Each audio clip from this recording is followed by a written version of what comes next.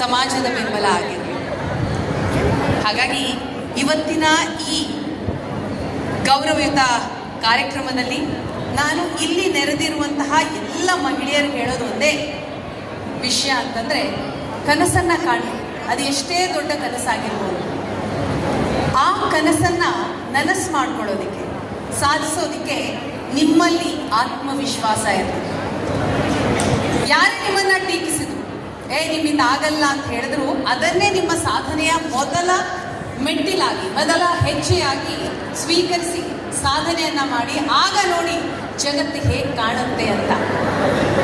ಹಾಗಾಗಿ ಅಂತಾರಾಷ್ಟ್ರೀಯ ವಿಶ್ವ ಮಹಿಳಾ ದಿನಾಚರಣೆಯ ಪ್ರಯುಕ್ತ ಗ್ರೇಟರ್ ಬೆಂಗಳೂರು ಪ್ರಾಧಿಕಾರ ಅಧಿಕಾರಿ ಮತ್ತು ನೌಕರರ ಕ್ಷೇಮಾಭಿವೃದ್ಧಿ ಸಂಘದ ವತಿಯಿಂದ ಈ ರೀತಿ ಮಹಿಳೆಯರು ಸಾಧನೆ ಮಾಡಿದಂತಹ ಮಹಿಳೆಯರನ್ನ ಗುರುತಿಸಿ ಗೌರವಿಸಿರೋದು ನಮ್ಮೆಲ್ಲರಲ್ಲೂ ಕೂಡ ಮತ್ತಷ್ಟು ಸಾಧನೆ ಮಾಡುವಂತಹ ಆತ್ಮವಿಶ್ವಾಸ, ಉತ್ಸಾಹ ಹೆಚ್ಚು ಮಾಡಿದೆ ಅಂತ ಹೇಳ್ತಾ ನಾನು 2 ಮಾತುಗಳನ್ನು ಮುಗಿಸ್ತಾ ಇದ್ದೀನಿ.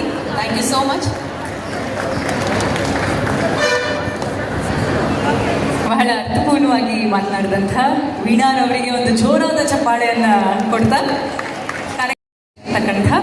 ಮಾನ್ಯ ಅಧ್ಯಕ್ಷರು ಕರ್ನಾಟಕ ಸರ್ಕಾರ ಸಚಿವಾಲಯ ನೌಕರರ ಸಂಘ ಶ್ರೀ ರಮೇಶ್ ಸಂಗಾರವರು ನಮ್ಮೆಲ್ಲರನ್ನ ಉದ್ದೇಶಿಸಿ ಮಾತನಾಡಬೇಕಾಗಿ ವಿನಂತಿಸಿಕೊಳ್ತೇನೆ.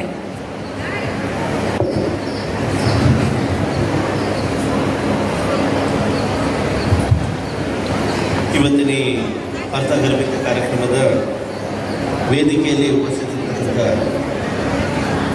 ಈ ರಾಜ್ಯ ಕಂಡಂತಹ, ಈ ದೇಶ ಕಂಡಂತಹ ಅತ್ಯಂತ ಹೆಮ್ಮೆ ಮತ್ತು ದೊಡ್ಡ ಮಹಾನಟಿಯರು ಇವತ್ತು ಈ ವೇದಿಕೆಯಲ್ಲಿದ್ದಾರೆ.